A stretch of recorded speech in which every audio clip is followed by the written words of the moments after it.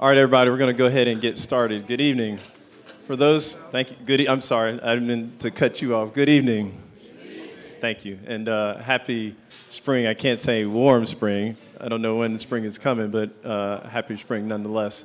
For those who are sitting in the back, there are some seats in the front room. You're welcome to come join us if you're comfortable there. I don't want to move everybody or anybody if you don't want to, but just want to let you know there are some available seats up front. My name is Greg Odell. I'm with Events DC. I'm joined here up front by Eric Moses, who's our Senior Vice President, Managing Director of our Sports Entertainment Division. Also, Ed Fisher, who's the Executive Director for DMPED, for the Deputy Mayor's Office, and also the Deputy Executive Director for the St. Elizabeth's campus and the redevelopment. So obviously, he's been huge in terms of the efforts and the transformation and working with the community for what we see, not only for this project, but also for the others to come. So we wanted to give you a quick update tonight and certainly get feedback or answer any questions, but also just have a dialogue to let you know what's going on with the project. We'll go quickly through the agenda for tonight. Obviously, I'm doing the welcome and introductions now, but we're going to give an update specifically on the project. Our wonderful partners from Smoot-Gilbane will give an update on the construction of the project. And then we're going to talk a little bit about the operations piece. So as you all can imagine, we're going to try to make sure we open and stay on schedule and open by substantially complete by September, early September in 2018. So we need to start getting ready operations. That means, you know, hiring folks, getting all our service partners on board for the food and beverage, cleaning services, all those things that comes into operation. So we want to start talking about that and share that with you and talk about what those opportunities are going to be related to that. And then we'll leave some time for Q&A as well. Does that sound good, everybody? All right, we'll jump right in. So just to refresh everybody's memory of who's on this project and who's doing what, so and what this project is. So it is a 4,200-seat arena. We're going to focus not only on our key tenant, which is Monumental Sports, and so as you can see, the Washington Mystics will play there. For those who know, at the bottom, the new Capital City Go-Go, the G League team, is going to play there. And then also part of the building will be dedicated to the Washington Wizards as a training facility. And then that second bullet talks about all the different types of events there. So almost half of the events that will happen in this building are going to be related to Monumental Sports. So the Wizards and the G League team will make up probably about 40% of all the events that happen there. So lots of basketball. But then on top of that, we're going to try to book concerts. We're going to try to book boxing, mixed martial arts, have some community events there. So we want to make sure that it's a diverse building, that we do lots of different types of programming there as well. And for those who know the city, you know, there's a lot of buildings that are smaller that may be in the 1,000 to 3,000 range. And then we have big buildings like the Capital One Arena and then even the Convention Center. So this is kind of a mid-size venue that will be able to do some of the smaller size or mid-size concert events as well. So we're excited about that. You obviously know it's on this campus and where it's being built. We all right now are experiencing, you know, some of the pain of progress about what's happening in and around this site. So the entire infrastructure is being worked on right now for the site in preparation for not only this building, but all the other development that's going to happen in the future on the campus. When will be completed, I just spoke of. Obviously, we're targeting for September 2018, and I know our construction team will talk a little bit more about that. Just this gives you a sense, most of you have seen this building. If there's anybody new here, this is a rendering of what that building will look like. So this is the main entrance on Oak Street that you'll see. The glass walking, or see the people in front of that glass structure, that will be where there'll be some retail spaces, or at least one retail space. The idea is that we'll have concourse, just like any arena. It'll have concession stands inside, and at least one space we're hoping that not only will serve as a concession stand, but then even during the daytime when there aren't even events there, it'll also be a retail space. So we're hoping that we'll have an opportunity to have, again, some retail on this campus that will also complement all the other future development that's going to happen on this site. This just gives you a rendering from what is the rear side of the building, which is what will be 13th Street when it's built. This structure, the forefront, the lower elevated building is the training facility, and the larger structure is the arena portion of the facility. Okay? So I won't steal the thunder of the construction team, but needless to say, for those who obviously live here, for all of us who come work here quite frequently, we're seeing the building transform before our eyes. So hats off to a lot of the construction team, and lots of residents of District of Columbia and CBE are actually participating on this project. So great progress to be made, and they'll talk a little bit more in detail. Again, just gives you some pictures of what that site looks like, but it is changing every day given the hard work of the contractors and the subcontractors on board. So right now, just broadly speaking, I touched a little bit about this, but this is, DIMPED is working on the infrastructure of the overall site. So that includes obviously all the utilities, getting them in place as well. We had a topping off ceremony on January 11th. We also had a community benefits agreement with the community that was signed from Events DC. There is a separate community benefits agreement that Monumental is working on with the community, and as many of you know, the council member, Trayon White, has been working and leading that process as well. So from a construction status perspective, I'm going to hand it over to Jamon right now, and he'll come give you an update on where we are and some of the statistics as it relates to CBEs as well as district residents on the job. Thank you, Jamon. Thank you. Thank you, Greg. My name is Jamon Smith. I'm the construction executive for Smoot-Gilbane on the project. We're the general contractor. We are on track to finish this for the September opening. Right now, we're about 98%, and Daniel will talk about this, about 98% purchased. We're bringing quite a bit of CBE contractors on board. It's 25 or more, actually, I think, on the project right now. As far as construction progress, we're about to finish the skin. If you look there, the metal panels, that's two sides of the building. We're starting the last side now, so that'll be getting finished here in about another week and a half, 2 weeks. We'll have that substantially complete. The number of workers on site daily at 90 is underestimated. We're somewhere in between 110 to 120, 140 peak, depending on what's going on the job on a particular day. But we're averaging somewhere in between 110, 120 workers on the site. Right now, the iron workers are done pretty much. The steel erection's done. We're closing the building in, so there's the metal panels, and finish work is progressing. So we're heavy into drywall, so there's carpenters, electricians, sheet metal workers for rough-in, for mechanical, and a lot of our finish trades, the painters, mill worker, that kind of thing. Those guys are getting geared up, ceramic tile and flooring. So, next slide. As Greg talked about a little bit, we started this project a little under a year ago in July. We poured our first bit of concrete. In October, we started steel. We finished the steel here in January substantially. So we're moving along pretty good. This arena will probably be one of the fastest arenas built in the country, with about 13 months from first concrete to the time we're going to be done. The exterior will be done here in May.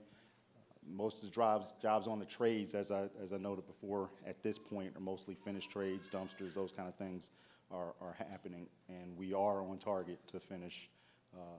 That says August, and I'm trying to beat Greg's date. So this just gives you an idea of how much progress we've made here in the bottom left-hand corner.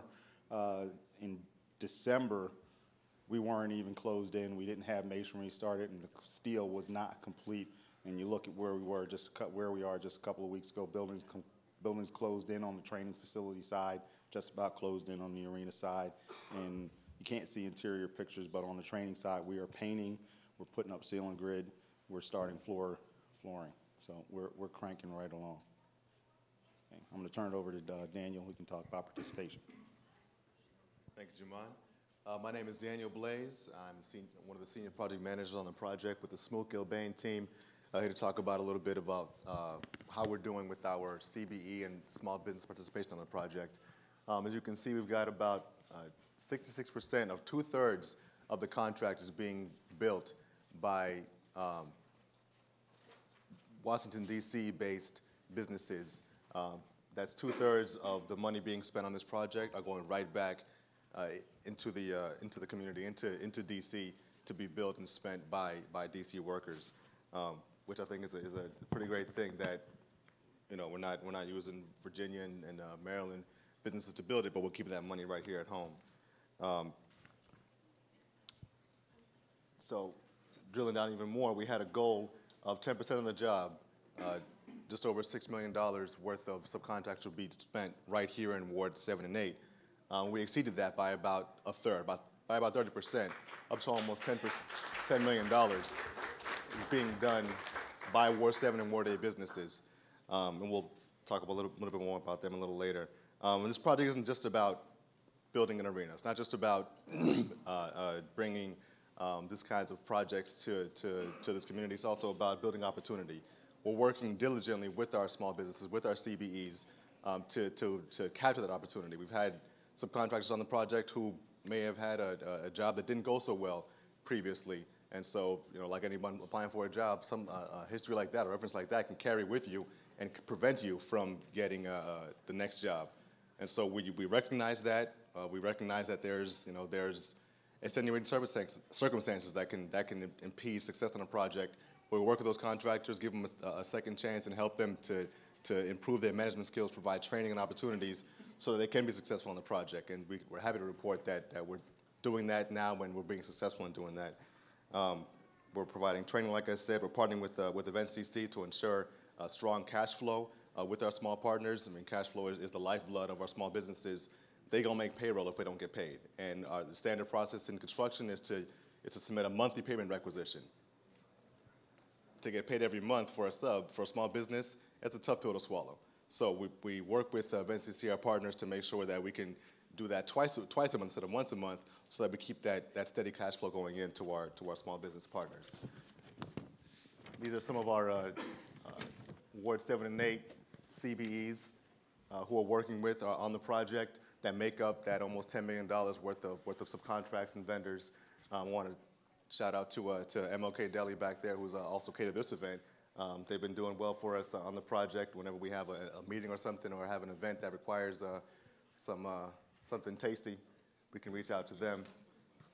And from subcontracts to vendors to services to professional services agreements, we're able to utilize local talent to succeed on the project. Right now, we've got about 37,000, almost 38,000 hours worth of hours put in by journey workers, by apprentices, by fitters, by skilled labor, by common labor, by operating engineers who are in DC. And still, we reported this previously, and we're maintaining, even as the number of workers on the project increases. Back when we first reported that we had a quarter of the work being done by Ward 7 and 8 workers, and we only had about 40 folks on the project. Easy enough to achieve. Well, we're now up to, like Jamon said, between 90, 110, sometimes up to 120 and 140, and we're still making sure that we have Ward 7 and Ward 8 talent working on the project. We've got $1.2 million in wages paid to DC workers, and we're only about just over 50% done. We've got to put in work that equates to about $400,000 worth of work every day to get done. That's a house being built in terms of value every day to the end of this project, till we get to the end of the job. And so that money is going, like I said, right back into our CBEs, right back into our Ward 7 and Ward 8 businesses, right back into local community. I'll turn it over to Crystal to talk a little bit more about that. Thank you, Daniel. Appreciate it. Hi, everybody. I'm Crystal Stowe with Smoot-Gilbane, and let's talk about future opportunities to work on the entertainment and sports arena. Although the job is virtually 100% procured, we still have a lot of work, as Daniel and Jamon have said, to go between now and August. We need you. We still need painters. We still need people to help us put in the floors. There is much more work to be done on this project. One of the things that out at the front, there's a flyer, and I hope some of you picked it up. It's about an event this Friday, right here at the Rise Center. If you're looking for a construction job, if you know someone that is looking or needs a job, you ought to encourage them to come by on Friday. Many of the subcontractors from the entertainment and sports arena will be there, looking for candidates to come and help them not only on this project but others around the district. So please, I encourage you to help us spread the word and get as many people out as possible. While we're here tonight, however, I just wanted to ask the subcontractors from Ward 7 and 8 if you wouldn't mind standing, and if you're working with those subcontractors, would you also please stand? Because we do very, very much appreciate your contribution to the success of this project. Also, some of our friends are in the back room as well. So thank you all, and we appreciate your being with us tonight. If you are looking for a career in construction, I would encourage you to reach out to these subcontractors as well as the workers who are with us tonight. They can tell you a little bit more about how they got started in construction and offer you any direction that you might need if you're again interested in joining this wonderful adventure with us. Thank you, Greg. Thank you, and another round of applause for Ward 7-8 businesses and district residents working on this job. It's something we're proud of. That's what this is all about, so we appreciate it. So I wanted to talk a little bit about operations. I made reference to it that we've been working on trying to get this building built, but then we need to focus also on operating the building when it's done. So I want to quickly walk through just some of the things that we're focused on and what will be opportunities in the next several months. So food and beverage, obviously I've made reference to hiring a food and beverage contractor that will basically manage the concessions inside the arena. And so two things that are important to note. We just hired this group, Aramark, and Aramark is a large company. They've done venues all around the country, frankly, if not the world. So they're going to have to ramp up in staff, and so we're going to ask them to provide a list of some of their opportunities, their job opportunities, and so we will do outreach, and so everybody knows what those opportunities look like. So we're going to have a job fair coming up on May 7th. They probably won't be ready May 7th, but that's okay, because we're going to have another job fair to make sure we capture those opportunities, and so we want everybody to be aware of that. But as a lot of these different providers come online, like janitorial services and security services, every time we have those vendors online, we're going to make sure we do a job fair and outreach so that everybody knows exactly what positions and opportunities are available. So just like we did it on construction, we want to make sure we do the same on operations. So we want to make sure everybody aware that that's the process we're going to follow. Even though we may not have Aramark's specific job categories come May 7th, what we are asking Aramark to do is to make sure they come there, because one of the other opportunities we're going to have are for subcontracting opportunities. And so Aramark may run all the concessions, but as you all know, you've been to different venues, we want different types of food product served. So there may be opportunities for subcontractors to also provide different types of food in the building. So we're going to make sure that that job fair come May 7th is also an opportunity for subcontractors on the food and beverage side to find out opportunities with Aramark and how they can get in touch with Aramark so that Aramark can select subcontractors from the building. So we'll make sure we do plenty of outreach to make sure everybody's aware of it, but one of the things we want to make sure tonight is that we made sure that everybody was aware that that's the process we're going to follow so that we can create some opportunities on the operations side as well. So to quickly go through the list, some of the things that we require in the building or that we'll need is obviously IT and telecom, so we'll need IT services to operate the building, janitorial services, and this will come not only in the day-to-day just for servicing the building, but as you can all imagine or appreciate, every time we have a major event, there's also cleaning related to the event services as well, so very important. Same thing goes for security. We're going to have security that will function on a daily basis to secure the building, but we're also going to look for opportunities to have security services around the event opportunities as well. So every time, as I mentioned, the last bullet, when we finally make an award to a contractor or a service partner, we're then going to ask them to provide their list of job opportunities so that we can do an outreach or have a jobs fair so all the residents can know what type of jobs will be available in each of these different categories. And this is just a sampling. There'll be other opportunities as well. We'll have guest services as something that will help from a customer service perspective inside the building. They'll also be looking for some job opportunities as well. So stay tuned. Want to give you a sense of what these opportunities look like, but just want to give you a sense today. So I talked a little bit about it, but it's worth mentioning again so that everybody is aware. We're going to have a job fair on May 7th and through the 10th at the Rise. So it'll be all those specific categories that I mentioned, and then you'll see some of the opportunities as well. One of the things I didn't talk about, but I'll mention, is that in addition to the service partners, whether it's food, security, or janitorial services, we're also going to have some positions that are on our staff as well. So good example, just as you have painters for the construction of the building, we're also going to need to have painters and engineers on the building operations as well. So when we do our job fair come May 7th, we'll have a list of all the different opportunities and positions that we're looking to fill as well. And so we'll literally have our head of our HR department here. We'll have her staff here with her.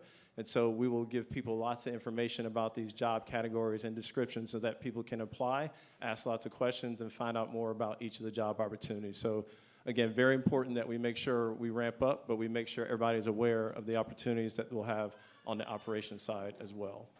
So that really concludes our presentation. We want to give you an update construction-wise where we are, but then also talk about the process we're going to start for operations. So I did a lot of talking, but you also heard from Smoot Gilbane. As I said, Ed Fisher's here from the Deputy Mayor's office if there's any questions as it relates to the campus. But we wanted to make sure we're here for you and hear any questions or comments that you all may have. So with that, we have microphones in the back. And so if you don't mind going to the mic and asking a question, we're happy to answer. Yes, good evening. My name is Philip Pinnell. I'm a resident here in Congress Heights. Oh, okay, yes, Congress Heights. Whenever I see statistics that basically combine wards 7 and 8 together, I have a bit of unease because it doesn't give the statistical focus on Ward 8. Ward 7's boundaries cross the Anacostia River, includes Kingman Park. And so many times over the years when we've seen 7 and 8 listed together, Ward 8 could have minimal of anything, but yet it's included in the statistic. Classic example is the East of the River Steel Band. We all know that's a wonderful band, isn't it? There's not a single Ward 8 youth in that band, but it still has the title. So I would hope that in the future, maybe you could basically give us the statistics as to what is going on here within the Ward 8 boundaries. Very appropriate request. We're happy to do that. Yes, ma'am. Next question. Hello. My name is Wendy Glennon. I'm a Ward 8 resident. I wanted to express a very, very sincere compliment that the folks who are actually doing this work are reflective of my community. So I was very, very, very excited about that. The only other thing that I would say is I don't see a lot of women who are in this field represented here. So I wanted to see whether or not there was going to be any extra outreach for women. I see Monica. Crystal, you want to speak to that?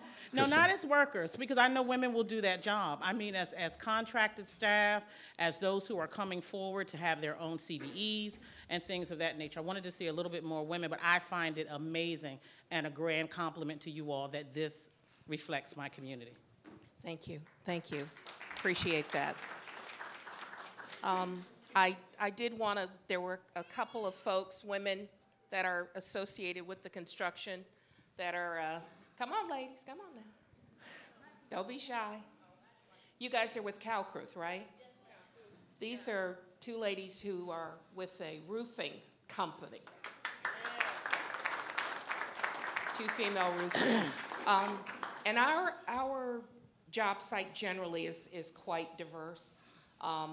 Cindy here with Precision Wall Tech runs our painting contractor. Anna Kelly represents our concrete sub. There are many women associated both at the trade level as well as the management level with our project. And thank you for pointing that out because we are quite proud of that. So thank you. Thank you. Yes, ma'am. Hello, my name is Mabel Carter, and I am a seasoned citizen of Ward 8, and I have two questions. Number one is for the hiring of seniors.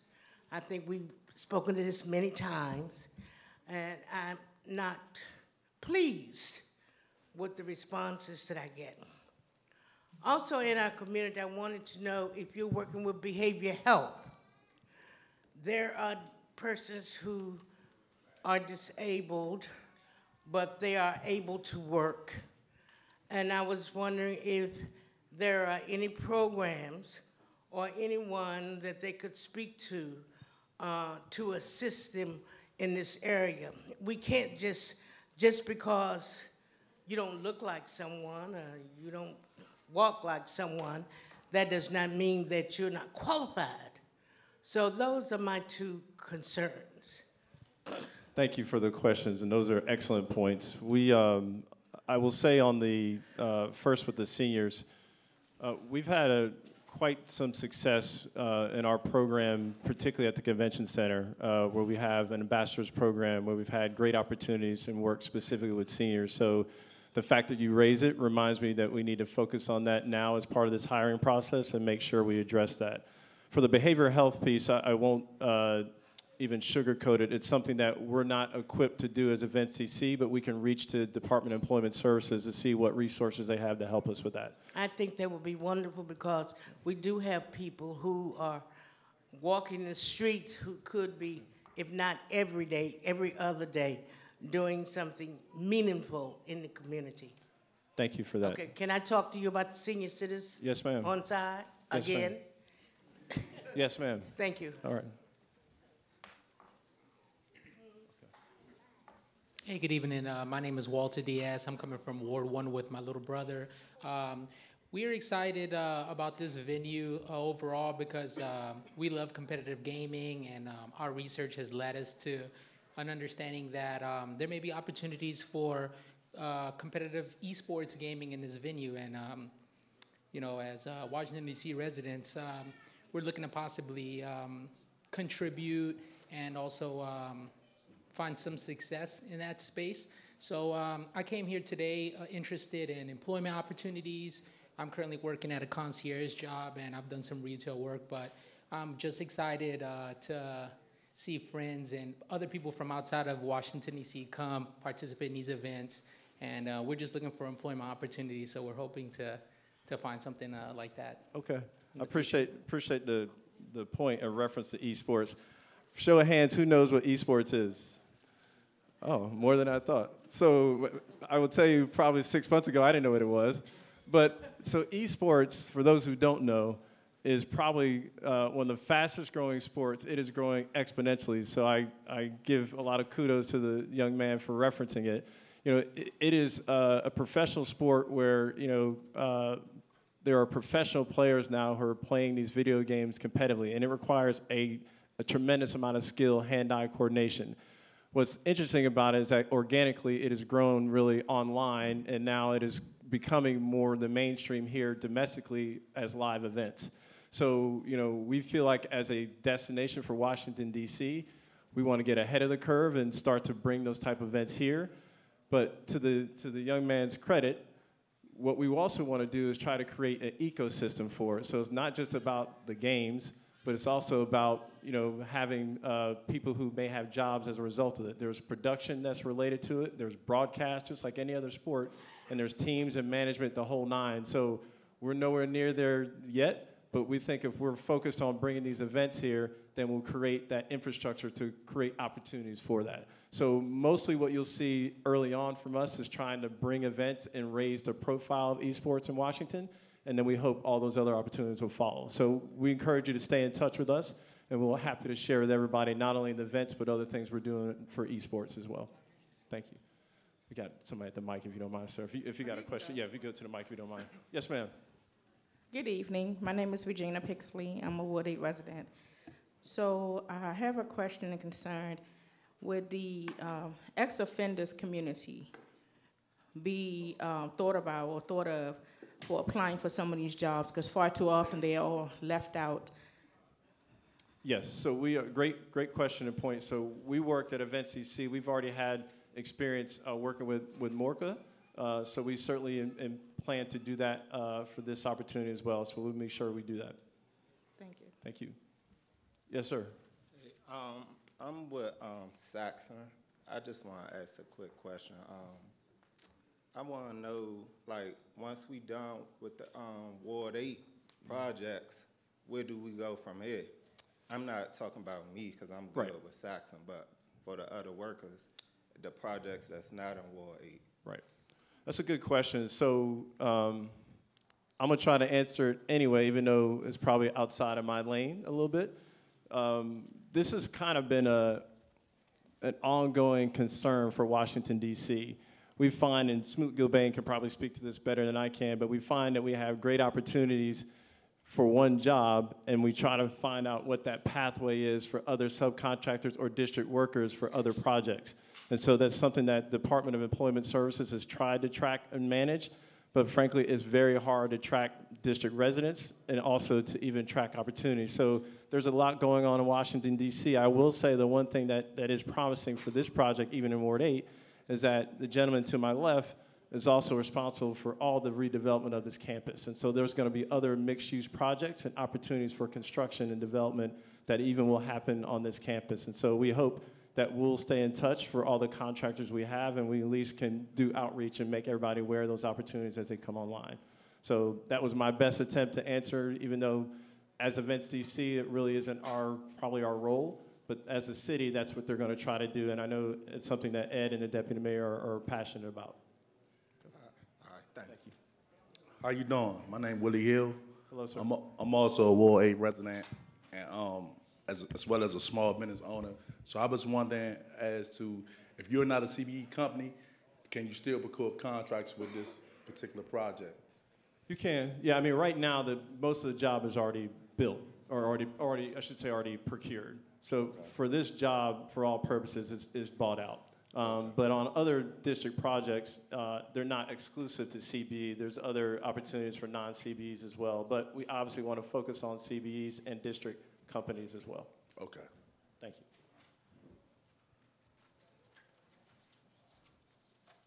Any other questions? Yes, sir.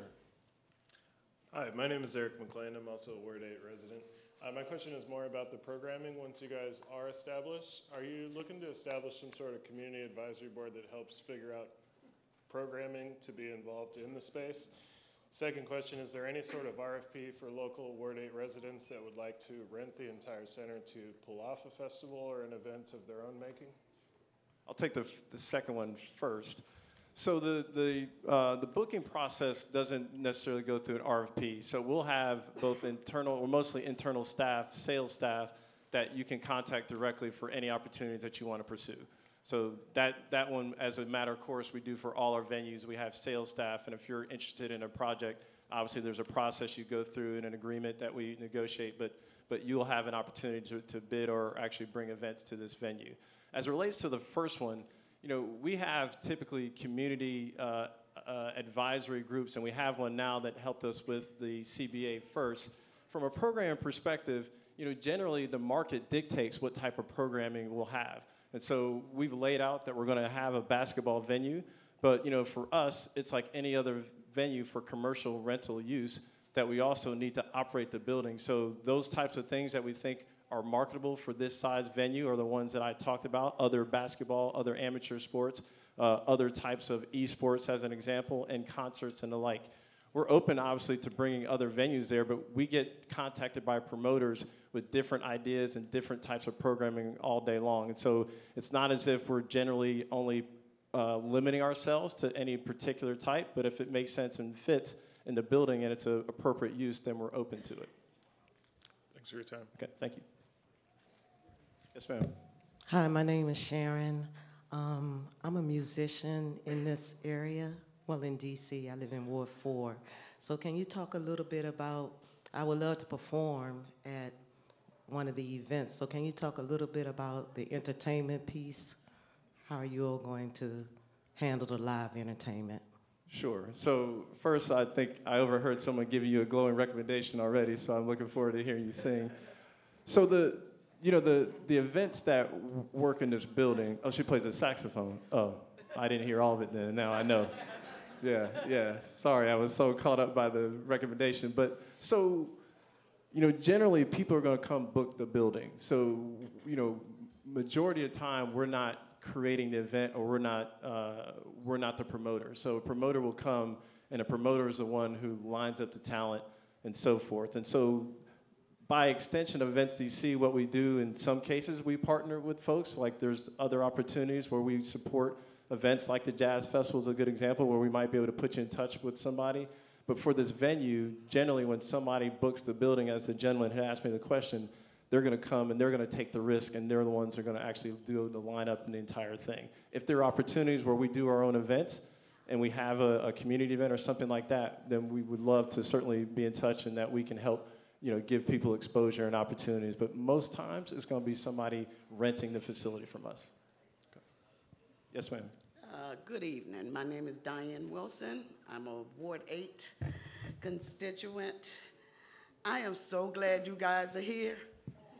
But all at the same time, I want you guys to know we all will be keeping an eye, because in my community, I'm not seeing the jobs.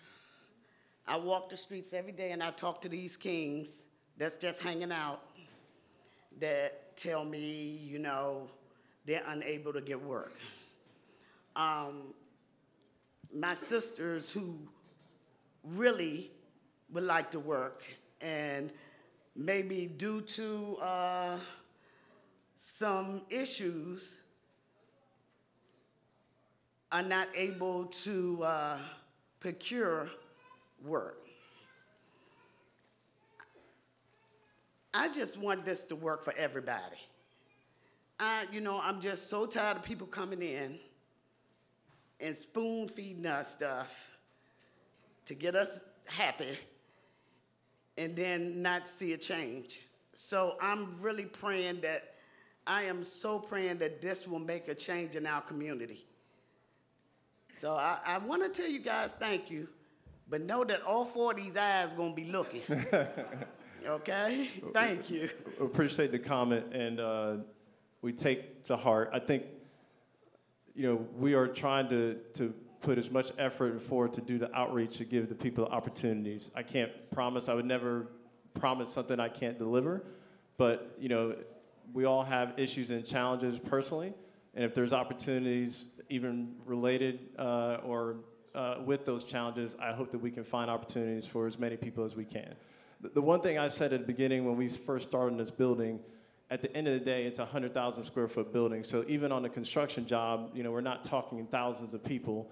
And on the operations side, we're not talking hundreds of people. But there are some job opportunities, and we hope we can create as many opportunities as we can for everybody. So your comment is heartfelt, and we'll do the best we can. I encourage you to bring your friend to the outreach on Friday that Crystal spoke of, but also the outreach that we're going to do on May 7th. And we hope that there are opportunities for her and for others as well. Yes, ma'am. Hi, my name is Iris Lattimore, and Sharon's my sister. I have a funnel cake business, and I'm interested to know whether Aramark will be looking for other concession people besides just what they offer.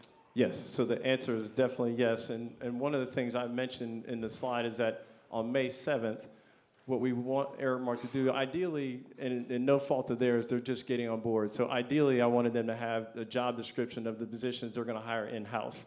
But what they're also going to do come May 7th is capture subcontract opportunities for people just like you who have other food offerings. And so they're definitely going to have different offerings besides what they do. And so please come on May 7th to meet with Aramark to talk about your business. Okay, thank you. Thank you. I'd like to recognize our A&C Commissioner, Cherise Crawford. I have to do Thank you, Greg. Thank you, Ms. DC, DMPED, all of you guys for consistently showing up to provide information. My name is Cherise Crawford. I'm the Advisory Neighborhood Commissioner for this single-member district, and this has been one of the important projects because I think it's going to be the largest development happening east of the river. This is the largest project in the entire city that I've been advised of, and I've heard a lot of your concerns. I've heard a lot of the frustrations, and we've expressed a lot of those to you, and I really just want you to go back. I know that there was a former question about the community benefits agreement, and I really want you to go back over that again, because a lot of people, the more we talk about what they're actually going to be able to do and really have some sense of ownership, some sense of kind of, this is not just happening to me, but it's happening for me and with me. And I think that that's so important to reiterate. And so if you could just go back over what you guys have agreed to do with the CBA committee. Thank you guys for taking time out to really go through that process. And then what would be the next steps? I know some of us on the implementation committee have kind of talked about how does the execution look like? What does it look like for the next steps in actually executing what you guys are saying that you're going to do? Thank you, Commissioner, for saying that, and you're going to make me try to do it from memory since I don't have it in front of me. But what I will say, and I'll ask maybe Chinyeti to verify, it's on our website, right, on ESA on the Rise. So if I don't get it right or I don't speak in great detail, please go to ESA on the Rise website, and it's there in detail. But what the Commissioner is referencing it's an excellent point. I think we want to make sure as part of this process that there was some ownership and some benefit to the community that not necessarily has to tie directly to the construction and operations, but shows we're going to have a presence for quite some time. So the Events DC CBA focused on a couple of key pillars. One was an education component, so there were some scholarships that were related to, frankly, that came as a result of the community from these committees that she referenced. The other was some community engagement projects, so there are some existing projects, events that are happening in the community now that we're going to support on an ongoing basis. And then there's a couple other activities that we're going to fund and support that are, frankly, new activities as well. What am I forgetting? Are there any things you guys can remember? And I apologize. The broader point that she raises is what I hope you focus on, but please go to the website. The other piece that's going to happen, as we shared, is that there's also now a second CBA that's going to happen with monumental sports. And so I know the commissioner is working with the council member, so that process is just getting started. So there'll be other benefits that, to her point, will inure some benefit, but also hopefully strike ownership that will be on an ongoing basis as we not only do this project and operate this building, but we all collectively work together and have a presence here. And I was just talking to Brian. I want to thank Brian for really pushing this information out there about having just like a timeline with dates of what to expect. And I know I'm planning a resolution roundtable to talk about transportation, traffic patterns, and all those things, is how it's going to really change up for those that are, even with the route that we came in here today on. I think those are things that we really kind of want to get ahead of time so that we're not coming home one day. Thank you. And then boom, the whole transportation pattern has changed. So thank you for that, and we'll work with you to make sure we put out that timeline. We're happy to do it. Thank you, guys. Thank you. All right, Wendy. Hi, I'm back again, and this time I'm going to segue away from the construction piece, and I want to talk about youth, because I am all things young people. So I want to talk about having our youth involved in the process in some way. We sit right at the bottom of the hill from Ballou. We sit up the road from Anacostia. Our charter schools are right there. We want to engage our young people because they do EA sports, they do the monumental sports, they do the electronic gaming, and they do the IT piece. So I think it would be beneficial in some way, shape, or form if we could offer some type of apprenticeship programs for our young people and engage them in the process of the infrastructure of this arena. I think it would be it would take off and it would give them a point of reference as to where they may want to go career-wise and academically. No, that's a great idea. You about to say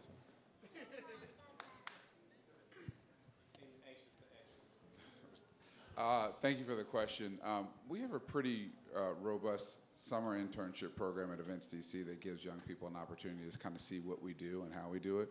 Your point is well taken. If you don't have a reference point for what you see people doing out in the world, how are you ever supposed to know whether or not it's something you're interested in? And so I think in addition to having an internship program for the new building, and frankly, probably for this campus once things are more settled, we would also look at doing things like shadow days.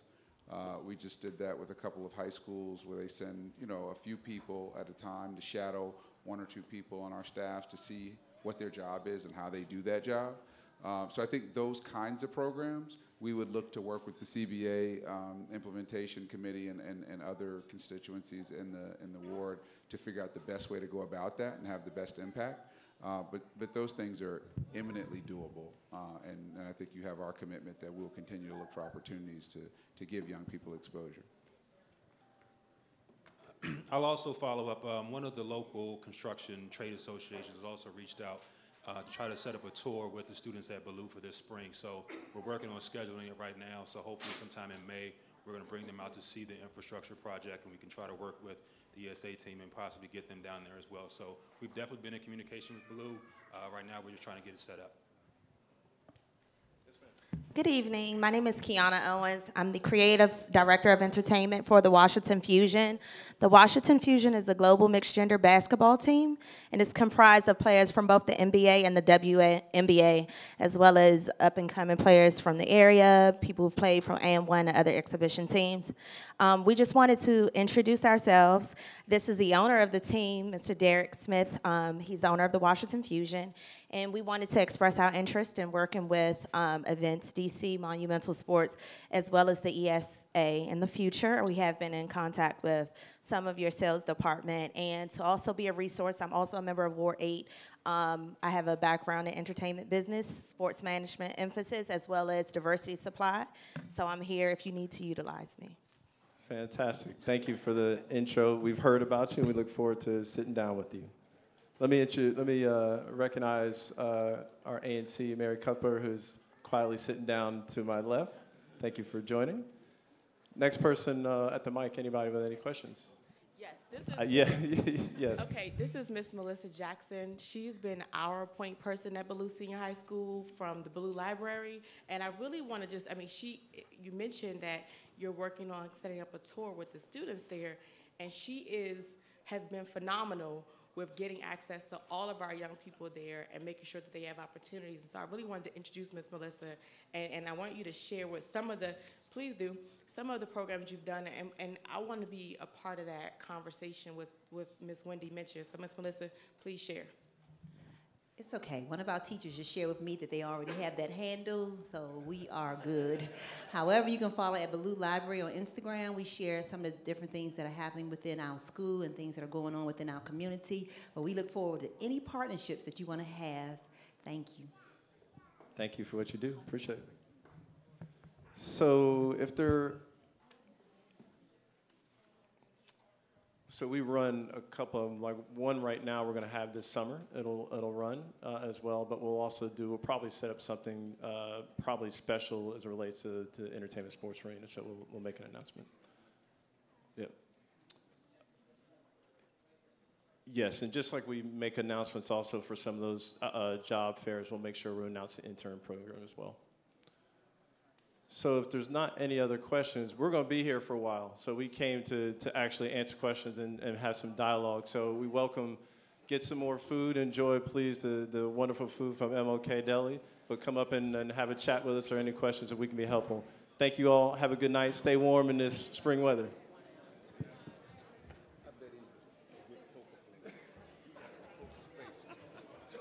Yes, he does.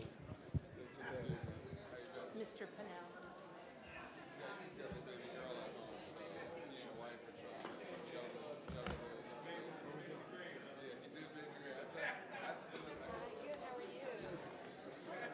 What's up, man?